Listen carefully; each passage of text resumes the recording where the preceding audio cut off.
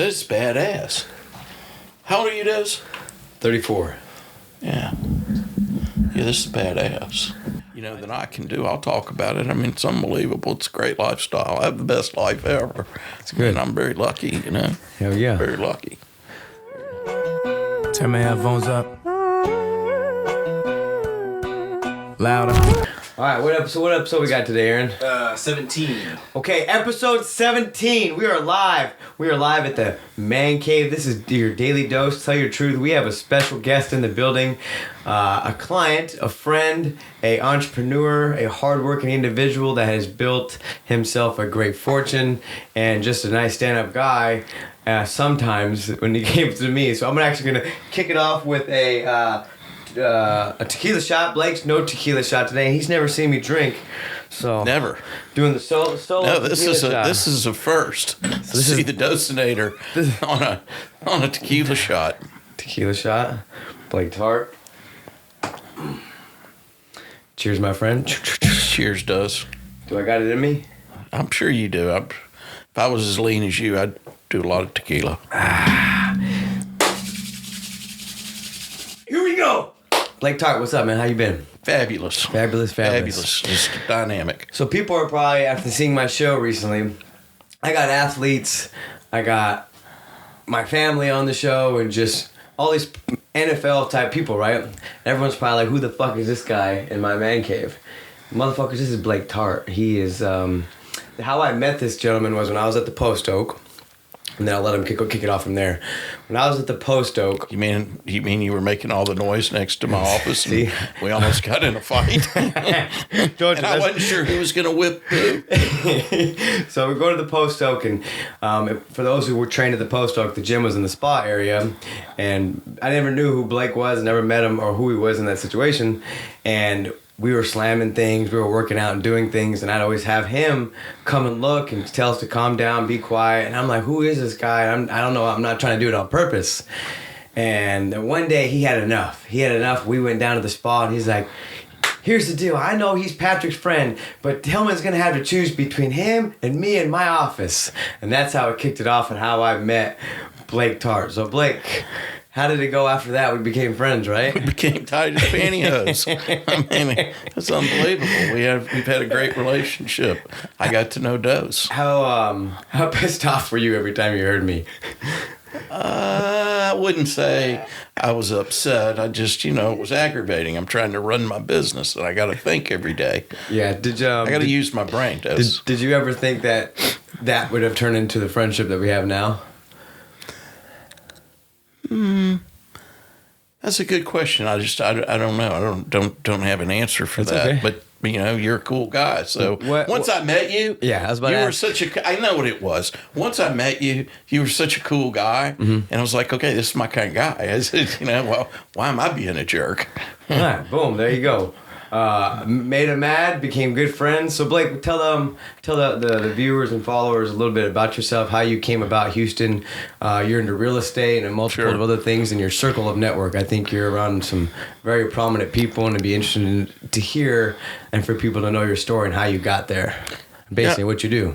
Thanks. Yeah, I'm really pretty blessed. I'm a fifth generation Houstonian, so I've lived here my entire life, and born and raised, and quite frankly, until recently, the only other place I lived other than here was Oxford, Mississippi, a small town where the university, Ole Miss, is where I went to college. But this is my home. I started working when I was 10 years old. I was the newspaper boy. Okay. And people like to joke and say, well, really, you were the newspaper boy? And I go, yeah, I was the newspaper. And they go, well, that had to be an easy job. you were the newspaper boy in River Oaks. And I'm like, well, why would it be easy in River Oaks? I still had to go door to door and collect the money. Mm-hmm. And I still had to ride the bicycle and throw the newspaper. So just because I had 300 houses in River Oaks, it did not mean it was an easy job, and I had to bag papers. But my dad started working in a paint factory. He told me that when I was about 8 or 9 years old. And I felt like, well, I needed to go get a job. And my parents had gone out of town, and back then you weren't allowed to ride your bicycle up past the railroad tracks on San Felipe, where Liberty Kitchen and the Roll-In Saloon is. And that little street over mid-lane used to be called Sin Alley over there. And where Liberty Kitchen is was a place called the Kettle House. And the Kettle House was like a short order, greasy spoon place that had a lot of degenerates in it. And my buddy and I went up there and washed dishes for about a day. Yeah. And we didn't think that was the coolest thing in the world, washing dishes out there. So when I came back, I saw an ad down the street for paper boys in the neighborhood, and I started I called the guy up, and I got the job being the neighborhood paper boy, which none of my friends worked. So it was a little odd that I took a job as a paper boy, and I threw the newspapers up until I was about 14 years old. Okay. And then I went, that's where I got fat. I was real lean then, Dose. And then I went and worked at the Baskin Robbins up on River Oaks Boulevard, and worked my way up there and became the assistant manager. And that was a great job because they gave you a pint of ice cream was the carrot on the take every day. So you got to take any pint you wanted when you closed. And it was a pretty grueling job, believe it or not, because we used to have to knock all the ice out of every night you have to get all the ice. You have to take all the tubs of ice cream out. You've seen the tubs in Baskin Robbins, and go put them in the back. And then you'd have to clean the ice out because they didn't have defrosting freezers back then. And then I did that for a while. And that ran its course. And then I went to work in a car dealership out in Pasadena. Damn. I don't know all this stuff. Yeah, and I started sweeping the floors at the Chevy dealership. It was called Timmer Chevrolet. And at that time in life, I really wanted to be in the car business. And my father was a lawyer with Fulbright and Jaworski here, and he represented General Motors. So I thought, okay, I'm going to go be a car dealer. And I probably should have been a car dealer because I've never seen a broke car dealer. So I'd have done really well. But so I started and I worked in there, and he gave me a job working on the on the shop floor, putting out the sawdust, get the grease up, and I would, sweep the floors, and that was a fun job. Put the paper down in the car when you brought your car in, and I did that for a while. And I said, "Well, can I move up and have a little different job?" And he said, "Sure, you can go to work in the auto parts department." And so I went to work in the auto parts department, and that was cleaning all the bins, stocking the auto parts, except there was one, they had it completely confused and inverted. The body parts were up on the second floor, and the auto parts were on the first floor. So all the hoods, bumpers and trunks had to be carried upstairs. And so that was, and there was no air conditioning. So I did that, and the guys were pretty mean back there, out in Pasadena. They were a pretty rough crew. That were the head guys back in the parts department. And so I went to the owner of the dealership, and I said, I've mastered your parts department, and if you've been to my house, right, everything is organized. There's a spot for everything, and everything's clean. So I've been like that my whole life. I had his auto parts department. He said it was the cleanest it's ever been. I said, great. I'll work for less money, but can I get an office job? He said, sure. So I went and I worked in the office job, which consists of being a key punch operator on a computer. So now I'm 16. I'm 16 now, and I've got a car. Maybe I'm 17. What's the driving force behind your work ethic and why you're doing that at such a young age? Was it your dad? Was it or something you wanted for yourself? Like a lot of, even like back then maybe, but like definitely in today's era, these kids would never do that. None of my friends worked. So what was I lived in a driving neighborhood, force? and I wanted to make something out of myself. I always had a theory, bucks count. So I wanted to make something out of myself. And it was great because I was able to supplement so I had motorcycle stereos, could go up to the Groove record shop up on kind of where Armando's used to be the Groove. I could go in there and buy any record I wanted. I could go down and eat at the Avalon drugstore. Life was great. We rode our bikes around this neighborhood, and everybody knew everybody, and I had money. But the car deal was just a little different, and I worked. And then I thought I worked for about a month as a key punch operator, And I did something that was really unheard of at the time. Here it is. I'm 17 years old. And I went to the owner. His name's Carroll Smith. And I'm still friends with him today. It's Monument Chevrolet out in Pasadena. And I said, Uncle Carroll, could I get a job selling cars? Okay. And he said, what? And I said, yeah, I want a job. I want to sell cars. And he said, oh, my God. And I said, well, you sold cars as a kid, you told me. Just give me a chance. So he said, okay, I'm going to give you a chance. So I put my tie on, and there used to be a flagpole. And I went, and they said, well, you can go stand out underneath the flagpole with your tie on, and you can do what's called bird dog. So somebody would come up, and they would go to look at a car, walk around the lot, and I'd run after them. It's like a bird dog, and go get them, get the keys, show them the car. And I kind of worked through that, and I had to work with this guy. Interestingly enough, his name was Joe Flash Gordon. He played football for Alabama when they won the national championship back in like the 70s. Nice. And he was about as big as that chair that you have sitting over there in your man cave here. And he's still alive today. He sits in a pair of overalls down at a Chevy dealership in, it's Landmark Chevrolet. And he sits out there in his overalls still. He's old now. But anyway, so he and I, and he taught me everything I needed to know about selling. He was the most incredible sales guy ever, and he really understood people, and he had all these terms. And then I became friends, and what was so great about it was I met all these people that were totally different than me from a different part of town. The guy that was the sales manager was named Milton Purdue, and he told me that I was going to Purdue University when I started, and he really taught me how to sell. So I had this opportunity as a young person to sell newspapers, because back then you had to go door to door and collect the money for the newspapers, and the papers were maybe 25 cents or 50 cents a month. It wasn't that much. And so I've been having to sell my whole life. And so that gave me a great base, because I had to go knock on doors, be told no, have people shut the lights off on me, people throw me out, people not pay. People didn't pay. There were several. I won't tell you their names, but I know their families today. And I joke, man, your dad wouldn't pay me my paper money. And my own dad said, just throw him the paper. But and then I had this great opportunity, and I worked selling the cars, and I did that until my senior year. And I played football too in high school, so I kind of had to, work around football and selling cars. And then in the spring it was a lot easier. In the summer I could work all summer, so I didn't really work much my senior year. And I met a guy when I was selling cars when I was 18 years old, and he'd gone to get a divorce.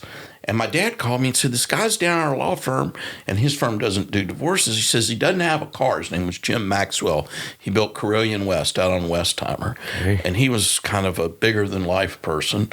And he showed up out at, my dad called me and said, do y'all have any Suburbans? He'd been kicked out of the house. He had a side girlfriend, and, he was in a lot of trouble. And he came out, and sure enough, I had a brown Suburban with a brown velour interior with the wood on the side. Nice. And he bought it, and he walked in, and this had never happened. He walked in and paid cash. He pulled a check out of his pocket. Nobody paid for a check for a car cash in Pasadena. Everybody went to the credit union, because there's a lot of unions and refineries down there. And he didn't even ask the price of the car. I didn't even have to sell. He just said, I'll take the car. Can I drive it home tonight? And back then, it just didn't work that way. And so I went to my boss. I said, this is a full price, full list deal. And you made a lot of money if you sold a car full list price. He didn't even negotiate. And in Texas has a weird law. When a car leaves the parking lot, the person that takes it out of the parking lot owns it. So it's very different than any other state in the country. And it's real hard to go get the car back. And so he didn't have the money. And I said, look, just let the guy have the car. We're going to make the. And he says, I don't know about this. The car won't be paid for. But he said, I tell you what, he can take the car, but you have to skip school tomorrow and go to the bank and hammer the check. So I had to go to the bank, get a cashier's check for it. And I met him, and he thought I was very creative because I'd figured it out, and he gave me his card, and he says, well, why don't you come to work for me? Nice. Now, at the time... So, see, we have a segment. Remember that sponsorship? Yeah. We call that a dub segment. That's a dub. What did I dub? You won. That was a winning moment in your life. All right. Dub. So he gives me this opportunity, and I said, well, he says, this will be a lot better than selling cars out here with these people in the hot sun. You come try real estate. And I was like, okay, this is going to sound... That's how it happened. This is going to sound pretty good. Okay, I'll go try this. So I graduate. I go to work for him in the summer. I'm getting ready to go to Ole Miss. And by the way, I have life made at this point in time because I'd worked enough that I had a T-top Z28 with 5 on the floor. Ha, ha, ha, ha, ha. And, hey, does, and an 8-track with quadraphonic stereo in it. That's another dub. You like that? Yeah, I love that. Yeah. Hell so yeah. I'm cool, dude. Oh my gosh. I mean, I'm a senior in high school. I'm getting ready to go to Ole Miss, University of Mississippi. Hey, I got some pocket personality because, you know, pocket personality does wonders. And I'm going to go get in the real estate business. And I'm thinking, I am cool. I'm getting ready to go be in a fraternity. I mean, I'm a cool dude. And I go to work for him. And I leave. I go to Mississippi. He gives me a job to come back. He had a partner, a guy named Peyton Cottrell. We call him the uncle. He's still alive. Maxwell's dead now. And I came back, and I'd work for him a little bit in the summer times. But when I was a freshman, I hated not working. So I had no job my freshman year. So it's really only been about 2 years, year and a half of my life. So when you're at college, what's your major? What are you majoring in? Marketing. Okay, marketing. All right. Sales. Okay. Easy, huh? Right? But it's first semester, and I'm having a good time. I'm in the fraternity. I'm not into school, right? But I make good grades. You know, I can handle it, and I'm totally into being a frat boy. Yeah. And I'm loving life, but I hate it because I don't have a lot of money. My dad gave me a nice allowance, and I got a Z28 with T-tops, and I think I'm cool, but, you know, I ain't cool enough. Yeah. So I'm there. I'm in summer school. I go to summer school because my father told me in high school, the day I pulled out of the driveway to leave to go to Mississippi, my mother's standing at the foot of the driveway, and I'm backing out. My dad runs down, and he gives me $50 cash, a lot of money, in, you know, summer 1980. And he knocks on the window, and he says, 4 years. And he says, that's all you got in 4 years, and I will be in Oxford in May of 1984 for your graduation, and I expect you to walk across that stage. And, of course, if my dad said something, I was scared of getting my 2 front teeth knocked out. So I believed him. He said, I don't care how you do it. Go to summer school, figure it out, but you better be out in 4 years, which I did. Anyway, I'm there in summer school, and I see the ad in a newspaper, in the school newspaper, to get the Adolph Coors job. And I'm like, be the campus rep for Coors? Oh, gosh. Okay, this is pretty bad. And, of course, no one works there either.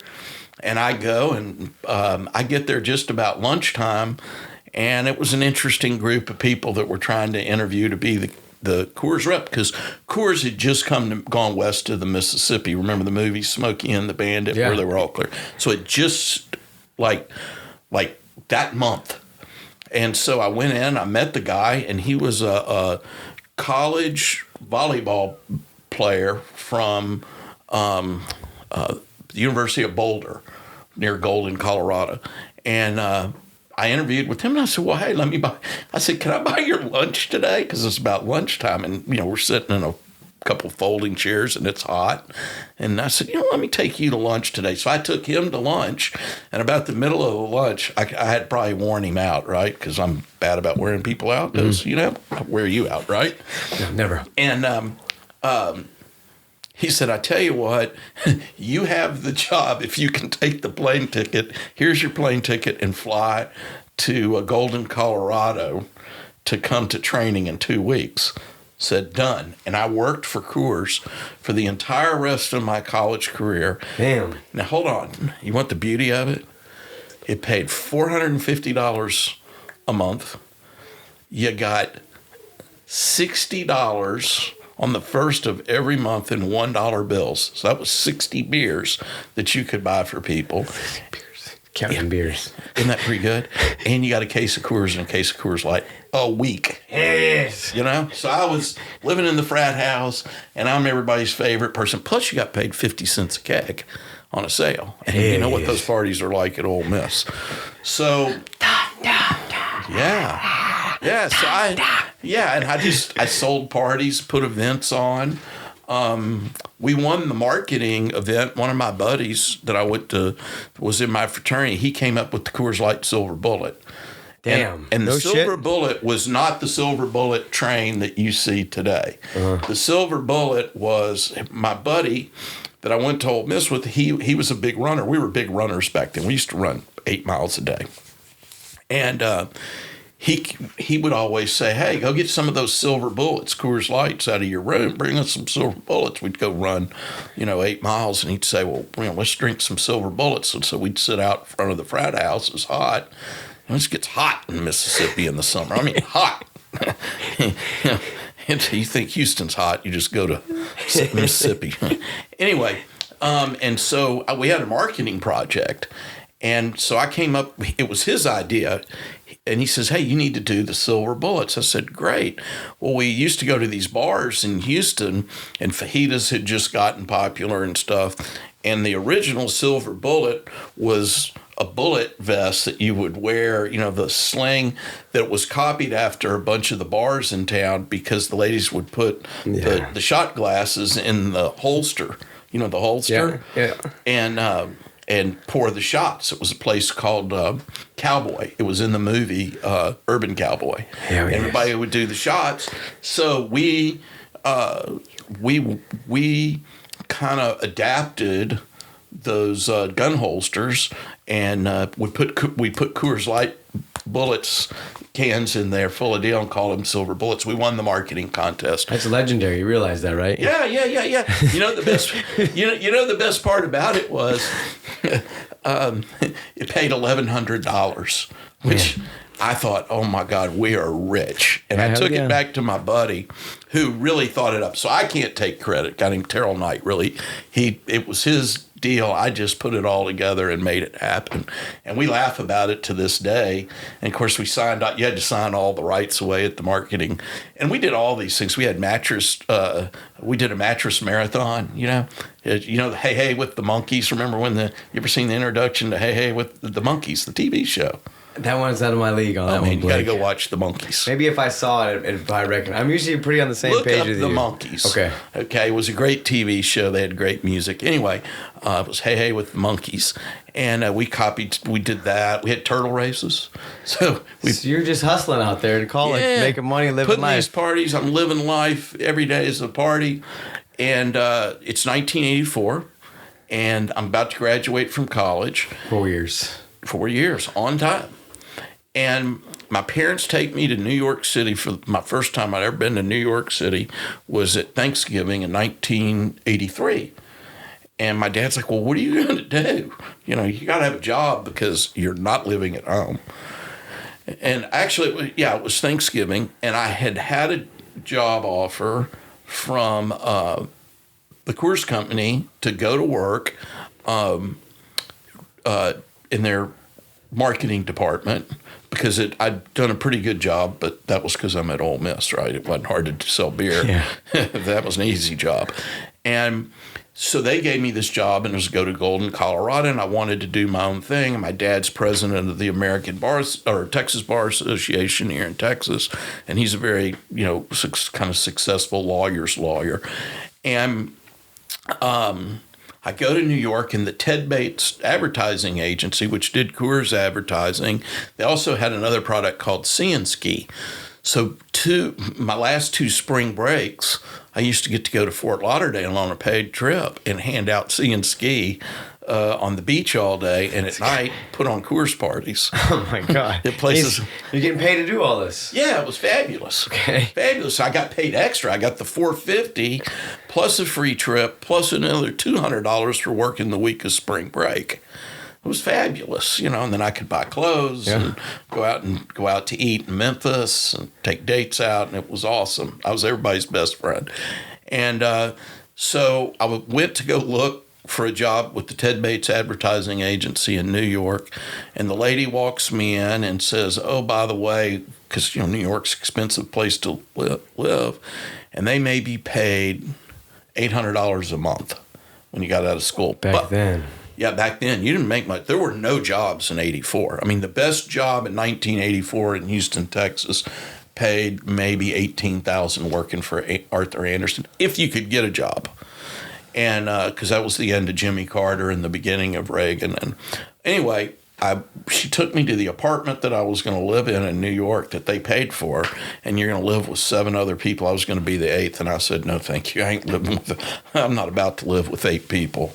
No, this doesn't work. Then I was like, okay, I'll go to Golden, Colorado. And I came home at Christmas, and Maxwell, the guy that I told you about, he takes me with his partner, Peyton Cottrell, and they take me out to a place called Elan. It's like a fancy private club disco. Be the equivalent of the Park House today, over on St. James. I remember it's like it's yesterday, and they take me out to Tony's to a real fancy meal and cigars, and we go over to Elan and all the beautiful girls and everything. We're like, well, you're going to come on back to Houston and work for us. And I said, well, I don't think so. And he said, well, yeah, you are. And I said, well, I'm going to Golden. I'm going to do my own thing. And he says, well, what are they going to pay you? And I said, $1,000 a month. And he says, I tell you what, I'll pay you $15,000 a year instead of $12,000. And I said, no, you don't understand. It isn't the money. And anyway, it went on for a while, and there was, you know, a lot of drinking going on. He finally gets to the point, he says, I tell you what, what's the best job anybody you know is going to get in Houston? And I said, well, you know, the best I've heard anybody's doing $18,000 working at Arthur Andersen. He says, I'll tell you what, I'll pay you $30,000 to come to work for me. I was like, you're going to do what? And I said, no, I'm going to Golden. He says, what the hell, Blake? Hold on. Keep going. Hold on. This is the punchline, and maybe I'm going on too long. But here's the punchline. He said, I tell you what, it's $30,000. I'll give you a car allowance, and you can go get a new car. And you can go over to home entertainment. It was the real nice stereo store, and the CD player had come out. And he says, you can go get tomorrow, if you'll take the job, you can go get a remote control TV, a Nakamichi tape deck, a Sony CD player, 2 clip speakers, a Sony turntable, and you can take all that back to college with you. I said, I'll take the job. Hell yeah, wow. And so I came back and worked for him. And then the market crashed in 1987. Okay. Everybody went broke here. Didn't have I was living large. And I was living super large. Houston was the greatest place to be. The market completely imploded here. Mm-hmm. I mean, I'd go to the bank, we couldn't cash our paycheck. And I had no money. And so I had to get a roommate. And we worked little odd side jobs to make ends meet. So, we just did whatever we could do to make ends meet on top of our real estate business. And it got so bad that I had to go get a corporate job in real estate, and I got a good job. And it was actually probably the best thing I did in real estate, which I worked for JMB, which is now Brookfield, which was General Growth. And I started leasing the malls in town. So I had West Oaks Mall, Pasadena Town Square Mall, the park shops downtown, Greens Point. So with all that, you never had the fear of this is it, I'm done? It sounds like every time you ran into an obstacle, you were just... Next. It's kind of like working out in your every time when you beat me up in your gym. Yeah. And I keep going. The only reason I keep going because I think back to that, and I had that job, and I hated it. I hated it worse than anything because I'd never really worked for anybody. I always worked for myself. I have this corporate job, and I got to report to people, and by the way, I'm leasing. The reason why I got the job is I had to go back and lease Carillion West and a center up in Conroe. And my boss thought going to the center in Conroe that I had to have a per diem to spend the night up in Conroe. I was like, spend the night? I mean, are you kidding me? I'll drive to Conroe. But anyway, I took, okay, fine. If you think I'm going to have the per diem, I'll take the per diem and I'll act like I'm spending the night. But I'm coming home because, or I'd have to go stay in the Roadway Inn out there. And the towel was pretty rough. And, it had fiberglass in the carpet that you walked on and couldn't get the soap off your body. It was pretty bad. And, I said, enough of this. And then Houston started to do a little bit better. And in 1991, I said, I'm going to start my own business. And that's when I started my own company. What was your own company? New Regional Planning, the one I have now. And I just started doing leasing and then just built it. And now I own, I'm a developer more or less. I still do a lot of brokerage and probably have 48 properties, different entities, shopping centers, Taco Bells, and I'm just living the dream. How old are you? Do you have to ask? 63. So you're 63 and you're still doing this, and you hustled your whole life. I've only not worked since I was 10 years old. Basically, I haven't worked.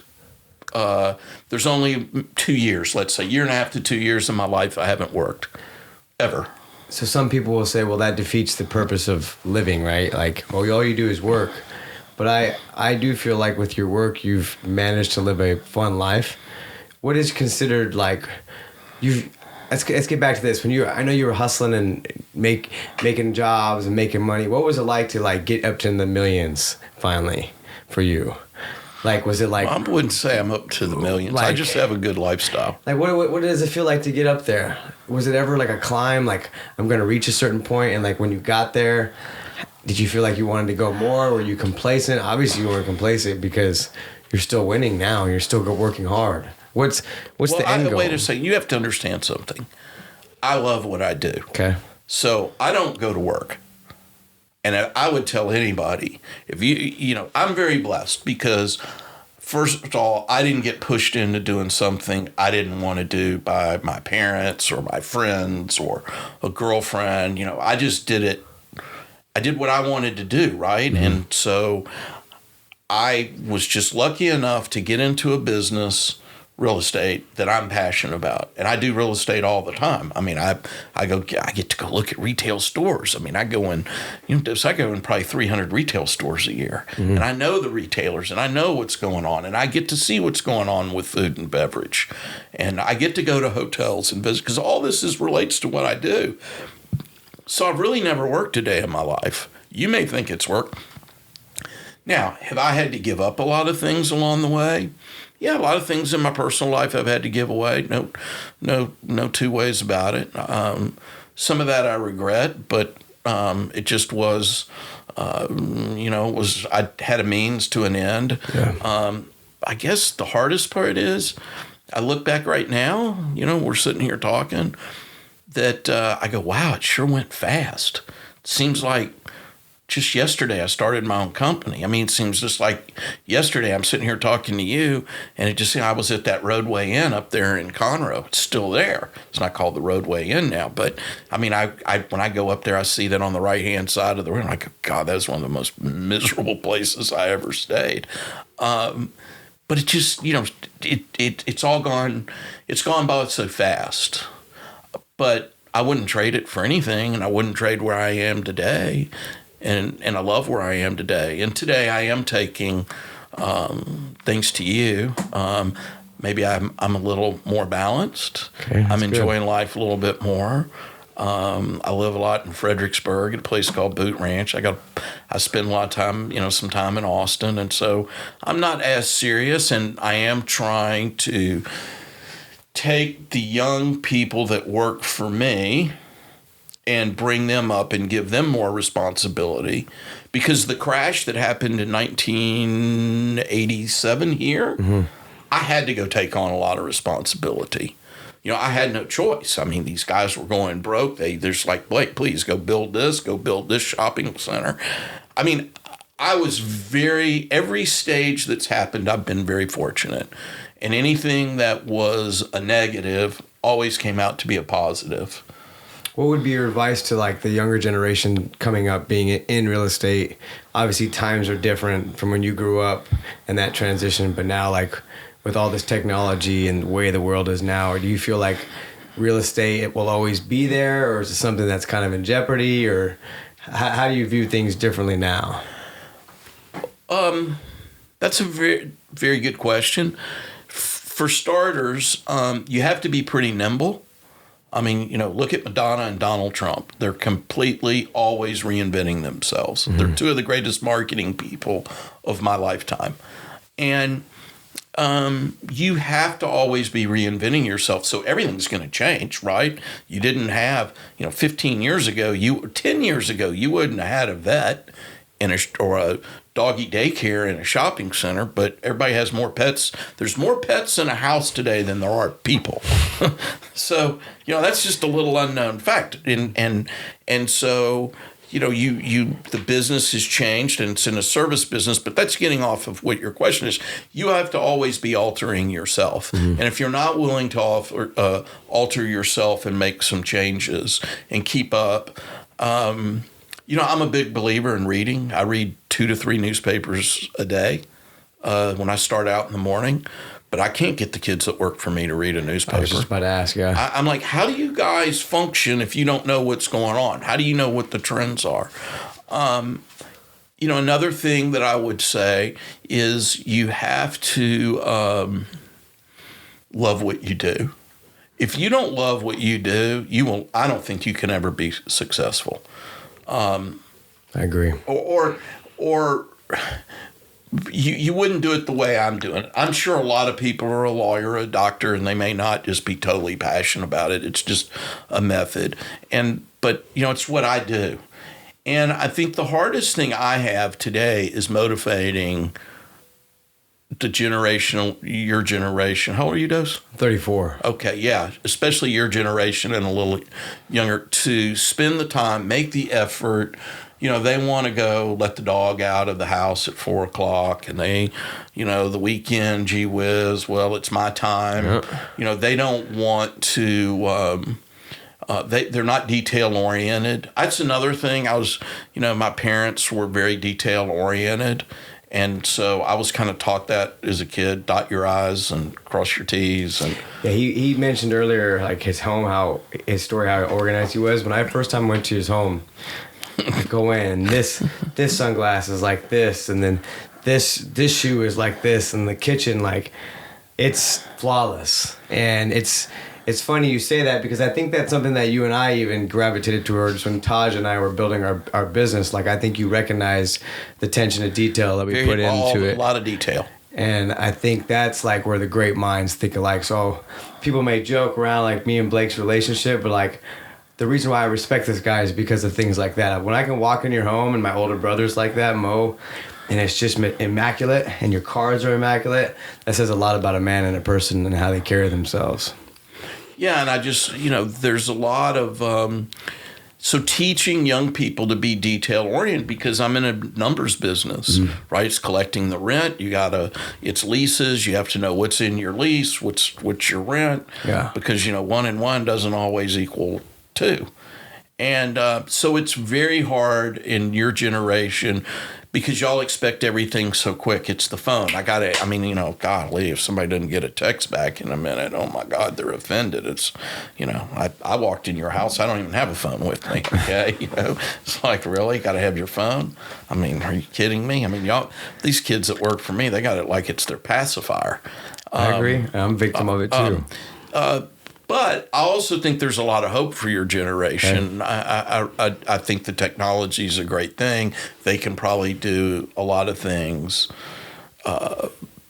maybe better, faster, quicker than I do, but they can't outwork me. And I can outwork every one of them and beat them every time. I'm never even worried about it, yeah. But that's my culture. My culture, I'm from a generation. And, if you went through the crash... I've seen times, you didn't have a refrigerator full of Cokes and stuff in 1987. Mm-hmm. All these things weren't plentiful like they are today. There was no Sam's Club. You weren't going to go in and, I mean, I thought it was cool when you could go to Sam's Club and buy a whole case of Gatorade. And that's when Gatorade was good. It was potassium, sugar, lime juice, and I think water. And that was Gatorade, came in a glass bottle. You know, now it's got all kinds of food coloring and, you know, it doesn't even taste the same. But so we didn't have, you know, you didn't have portions in the restaurants like you do. The Pappases made the portions big when they invented Pappasitas. They gave you more food. I mean, it was great because they gave you more food than you could, you know, kind of consume at one table. And, you know, all of those things have really happened since the 90s. And so, you know, y'all have instant gratification at your hand. The other thing I try to teach people, and this is a key thing, and I think you and I've talked about it before, is patience. Yeah. Got to have a lot of patience. I'm a pretty patient person. Very patient. You know. You'd be talking to me on how to be patient, and I'm up and down with it. There's times where I'm very patient. I know I can chill. Then there's times where I'm like, but I commend you on that one. We've had a lot of talks about certain things in businesses. Patience is huge. It's you know, and it's very hard to have. Yeah, and it goes back to, like, he didn't say anything fancy. He just wanted to outwork everybody because he wanted to do better for yourself, and he found something that he loved to do, and with those things he found success, and you were able to live a life that you still live to love to this day. But I've never worked for a paycheck. And it never worked for money. So if you're thinking the end, in your head, if you're thinking the end goal is money, I'm going to do money, you won't achieve that success. And same with me, like, I work every day, and it's not a job to me, like what I'm doing. And I'm not there, like, at the top yet, but the fact that I'm doing what I'm doing and now having our supplements and stuff like that, like, that's fun to me. This is fun to me. But you're doing what you're passionate about. I mean, that's why you know, listen, everybody in town goes to the Congo. I mean, you got every good looking girl in Houston. Where do you go? The Congo. You know. That's the best advertisement, and a dub. Ooh, I like it. Got another one. But I mean, you love what you do, and you're good at it. And I know you've got the athletes, and you got this, and I mean, you got it going on. I mean, you got as good a name, or the best name of anybody I know of in town at what you do. And that's also kind of where we hit it off. Yeah. It was like, wait a minute, who is this? Who is this Dose? You know, I'd heard about you. You know, I knew these girls that went to you. They were running around. They're about as lean as that bottle right there. And, you know, so look at me. I mean, you know, I got to work for a living. But, you know, I can't go to the gym for 3 hours a day. But, so I knew who you were. You know, I knew, who is this Dose character? Yeah. You know, with the T-shirts and dressed like the Joker. But, I mean, sincerely, when you go to work with you, you know, you're very good, and you know what you're doing, and you get good results for people. Thank you, man. That means a lot. You know, circling back to how we met, you know, you're pretty close friends with Tillman, right? Correct? We've known each other a long time. Okay, so I'm only bringing that up because and then I'll close it out. I'm curious because obviously me and Patrick are real close, and it's how I kind of met you, because at the Post Oak. How was your relationship growing up with him, and was there ever now that I kind of know more of your story, was there ever like a competition between you two? No. You know how it could be a friendly competition like that? Mr. Fertitta is in his own sandbox. Okay. I mean, he's in a totally different league than anybody I know. When he came out of the womb, okay, he broke the mold. There isn't anybody like him. So when did you know him? It was the SMU days? Was it? No. Childhood days? No. He had a game room. Okay. Out in Memorial City called Green's Game Room. Okay. It was on the front of Sears, you know. So we'd go in there and play foosball, air hockey, and but he was like at Westchester High School or something, you know. But I really didn't get to know him until he had a Mexican restaurant on Post Oak, across the street from Four Oaks Place. Where he owns the property now, but he didn't then. And he had a Mexican restaurant called The Drive-In. And he used to stand every day in there with his, well, first of all, before that, he used to run around as a Shakely vitamin salesman and wear white suits and drive a Mercedes.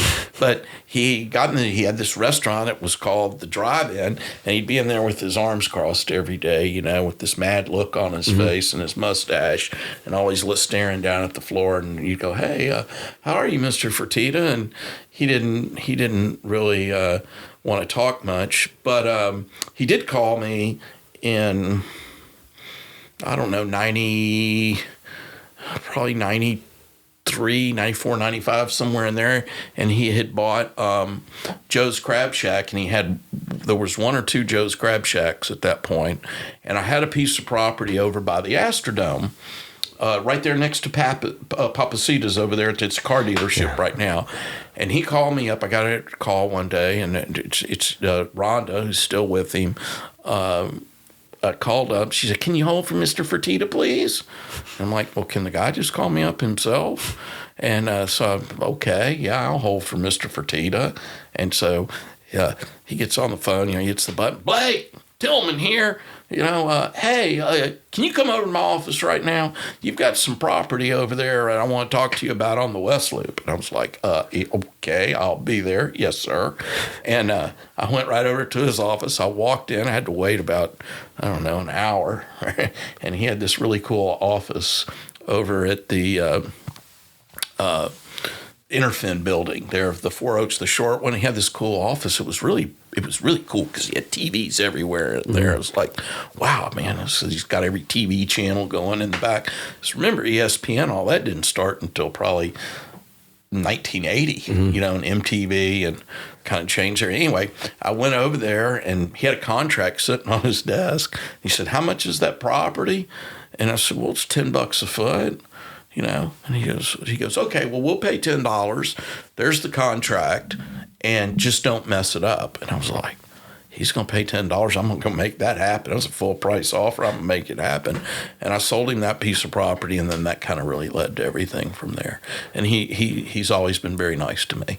Awesome. And we've had a more of a friendship than I'd say we're better friends than we are business. Matter of fact, I hardly ever talk to him about business. It's real weird. But I do real estate over there, but I work with all his people, and I kind of keep I work through his people with the real estate issues, and that way I'm able to just stay friends. That's pretty cool how that so we just turned into business, but as friends over time. We'll joke with each other, but we very rarely talk about business. I was talking about it, was it last week with Patrick? I was like, Patrick, you want to do my podcast with me? He's like, oh, gotta get in shape or whatever. I was, well, shoot, I might as well get your dad on. He's like, he actually would do it. He loves that stuff. Yeah, he'd do it. And then I was like, okay, I was thinking about that. I was like, well, maybe I gotta ask a little later on to get Tillman on here. I was like, well, thinking of Tillman, I'll ask Blake. Oh, good. Well, I appreciate it. I called you and you answered. So I appreciate you coming on. Anything it was good for you, Dallas. Good to know your story, actually, like how you came about. I guess, ultimately I always talk about things and how we kind of end things is like, so ultimately what would be your truth to people and what you've done? Basically working hard. If, like for people out there, like what's your truth?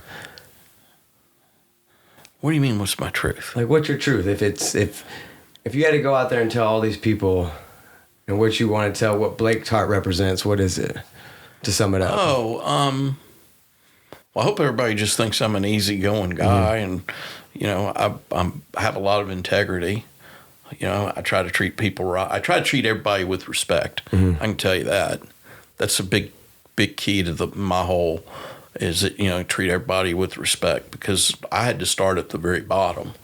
Let me tell you, being the newspaper boy, it's the bottom of the, it's pretty bottom. And working in the shop, at the car dealership, cleaning up, you get humbled real quick, okay, because you just do. And I think that has made me be where I have just a lot of respect for other people, and I'm just very blessed. I mean, God's been good to me. And I've just been very, very, very fortunate. And I've just been very fortunate, Does. And, I mean, living in Houston, this is the greatest business city in the world. Yep. This is an entrepreneurial city. Anybody of any creed, any race, I don't care if you're purple, pink, green, yellow, brown. You can come to Houston, Texas if you're honest and you want to work hard and fine tune your craft. You can come to this city and make something out of yourself. And I love that you said that because Alan told me the same thing. He's like, when I first was starting to get to know you guys, and we'll get Alan on eventually, he said, you can be famous and make something of yourself here if you work hard and do things right. And for the most part, Houston's been the biggest blessing to me and my family. Coming from Sheridan, Wyoming, and not knowing anybody, and then a local native like yourself to hear who I am, and then want to work with me, and knowing guys like Tillman and Alan and the circle of people. I always say your circle of people tell us a lot, and I always talk about how Congo is elite. When you look at our clientele, people we associate ourselves with, it's pretty elite, and I'm happy to have you along that journey. Well, one last thing I'll just say is, because I do business in some other places, right? I'm in business in Mississippi, Dallas, Austin, Houston. And Houston does have the greatest, nicest people with more opportunity. This is probably going to grow to be the biggest city in the world. What's going to stop Houston from growing? There's no rivers, there's no streams, endless supply of wood north of here. You have unlimited labor.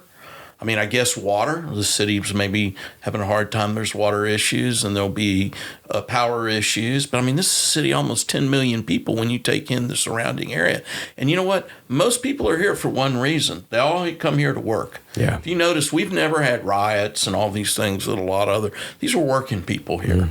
And everybody's, I have, 300 tenants, and I just got nice people. And, I'm friends with my tenants, and everybody's here to, get along, and be nice to one another. And that's a big deal. And in today's world, that's how it should be. Work hard, make something of yourself, do something you love, give back to others, and live a hell of a life. And you know what? You'll be successful. There you go. There is no magic pill. Blake Tartt is in the man cave. Blake, I forgot to introduce. This is Dwight Manfredi. Dwight Manfredi. I do the toast shot.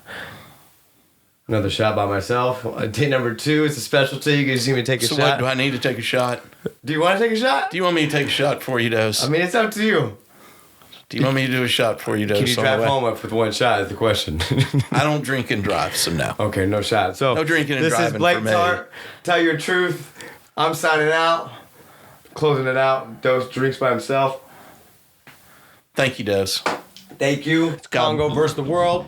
And it's Congo subs, dubs, tequila, Blake Tartt. Congo always wins. Always wins. We got to get Tillman on the podcast. What happened? I'll work on it. He's gonna work on it. So, if you're not down with that, we got 2 words for you. Well, I probably do. It's my little end skit. Suck it! Blake Tartt, Daily Dose, Tell Your Truth, Man Cave. We out. Turn my headphones up. Louder.